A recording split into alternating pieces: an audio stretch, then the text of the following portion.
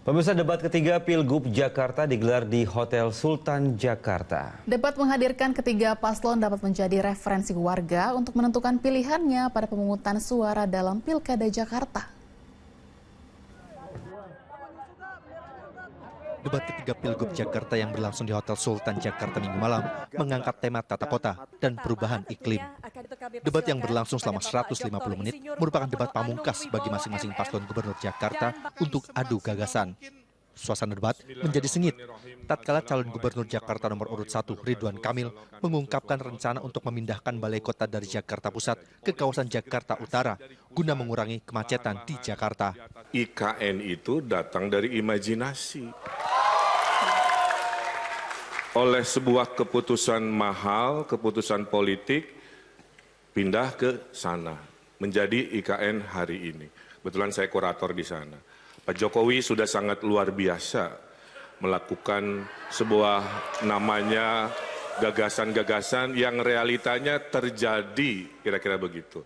Nah, sekarang kalau Jakarta mau mengurangi macet, selain perluasan transportasi publik, mari benerin tata ruangnya. Salah satunya adalah pusat kantor pemerintahan dikurangi dari pusat. Tentu ini harus didialogkan kepada stakeholder di Jakarta. Kenapa di Jakarta Utara? Aksesnya bagus. Ancol itu punya hak 200 hektar membangun.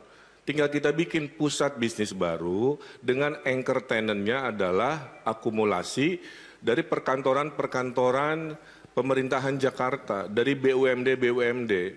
Sementara, calon gubernur Jakarta nomor urut 2, Dharma Pongrekun, menggagas konversi air hujan menjadi air bersih sebagai solusi untuk mengatasi krisis air di Jakarta. Dharma mencetuskan program kolam pipi monyet berupa waduk kering untuk menampung banjir kiriman dari Jawa Barat. Kolam pipi monyet untuk apa? Menyimpan air yang dikirim. Jangan setiap kali banjir kita menganggap bencana. Setiap kali banjir kita menganggap musibah. Banjir sebenarnya bukanlah musibah ketika alam sedang mencari keseimbangannya. Sebenarnya kalau kita menyikapi bahwa banjir ini adalah hadiah dari Tuhan, maka kita mengelolanya dengan arif dan bijaksana. Karena ini merupakan hadiah dari Tuhan. Ibarat monyet, ketika dia menerima hadiah dari alam, dia tidak selesai habis makanannya, dia simpan di pipinya. Untuk apa? Untuk dimanfaatkan pada saat dibutuhkan. Dan juga untuk menjadi air bersih. Jadi kami tidak selamanya selalu berpikir mengenai kuantitas, tetapi juga mengenai kualitas. Karena rakyat Jakarta saat ini sangat-sangat membutuhkan kemandirian air, baik air bersih maupun air minum. Gagasan lain untuk menata kota Jakarta dilontarkan calon gubernur Jakarta nomor urut 3, yakni Pramono Anung, dengan mengembangkan konsep hunian vertikal bila terpilih di Pilkada Jakarta. Lahan milik Pemda Jakarta akan dimanfaatkan sebagai tempat hunian hingga sebagai ruang sekolah. Maka kami akan menggunakan lahan-lahan yang dimiliki oleh pemerintah Jakarta dan juga BUMD untuk menjadi tempat hunian bagi warga Jakarta. Kami akan mengembangkan kantor-kantor kecamatan, kantor kelurahan, kantor desa, sekolah-sekolah yang ada untuk dibuat hunian ke atas, menjadi make use.